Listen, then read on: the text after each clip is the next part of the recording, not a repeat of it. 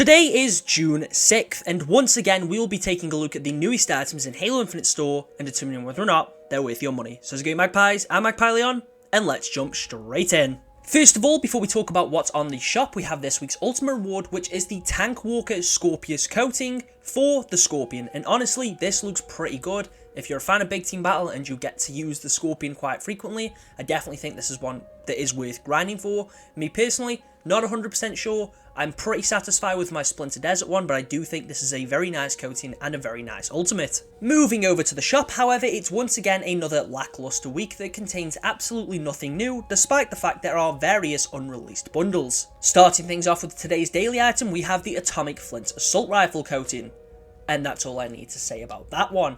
Moving over to the next thing, we have the return of the Sentinel's Blades bundle. I do think this is permanently available. It's here for its supposed sale price, but I think this is also now its permanent price, so I'm not 100%.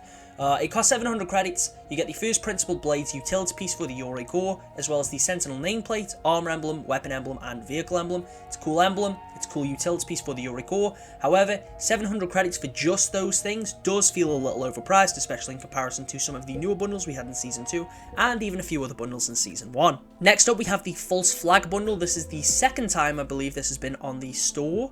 It gives you a coating for the Bandit, the Commando, and the Chimera armor core. It kind of reminds me of the Switch Joy-Cons. However, 600 credits for just this one coating on only 3 things is definitely quite pricey. Again, when you consider we have other bundles that have released this season that only cost 600 or 700, they give you more coatings for the same price, and are often of the same rarity too. The coating itself isn't bad by any means, but 600 for just this one coating. You don't get it on more than one armor core, you only get it on Chimera, and you only get it for 2 weapons. Yeah, this one is definitely an overpriced one. Speaking of which, next up we have the return of the Level Up bundle. I know that one guy that keeps asking me when it is going to come back will be pretty happy. However, in this bundle you get 6 items. You get the Retroed Lockout Armor Effect, the Retroed Emulator Kill Effect, the Retroed Aftermarket Mythic Effect Set, and the Retroed Console Legendary Armor Effect, as well as the Corpse Flower Armor Coating for the Mark 7 core, and the Post-Mortem Legendary Stance. Overall, as silly as some of these items are, I do like the theming. I like the retro console theming of the items. I think they do look pretty cool. The coating, not a huge fan of, if I'm being honest. However, the biggest issue with this bundle is definitely that 1,800 credit price tag. Personally, I would have preferred if every single one of the armor effects was released individually for 300 to 500 credits. I know that would work out as more overall, but bundling all of these armor effects together, 2 of which can't even be used at the same time, as 2 of them are armor effects, so you can't even use them at the same time on the same core.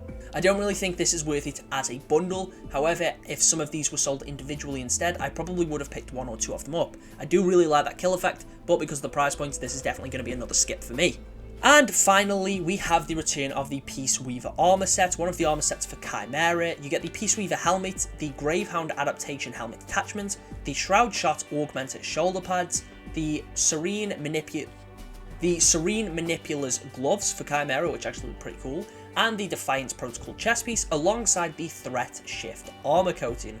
Overall, the only thing that I'm not really a fan of here in this bundle is the helmet itself. I think the other pieces are pretty solid for Chimera. 1,200 isn't a terrible price point, but there is definitely better armor deals.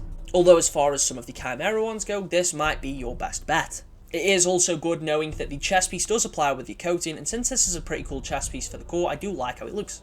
And the fact that again it applies your coating is even better. And finally, we can cap things off with this week's Spartan of the Week, which comes from JT. I love the way this Mark 7 Spartan looks. The Mercury helmet with that glowing green visor looks pretty cool and matches pretty nicely with the coating. I also like the addition of the helmet attachment, and some of the armor pieces fit here really nicely too. If you want the opportunity to be featured as the Spartan of the Week, make sure to join the Discord. I will leave a link to that in the pinned comment. And there's plenty of other reasons to join the Discord too. For example, I'm currently working on my Halo Infinite Season 3 retrospective, and I'll need some of you to jump on to help me record video footage and even to show off some of your Spartans. As well as the upcoming free-for-all tournament that I've got planned, which hopefully should be not this Wednesday, but next Wednesday, if all things go to plan. Anyway, thank you all for watching. Let me know if you'll be buying any of the bundles in the shop this week, and I will catch you all in the next one.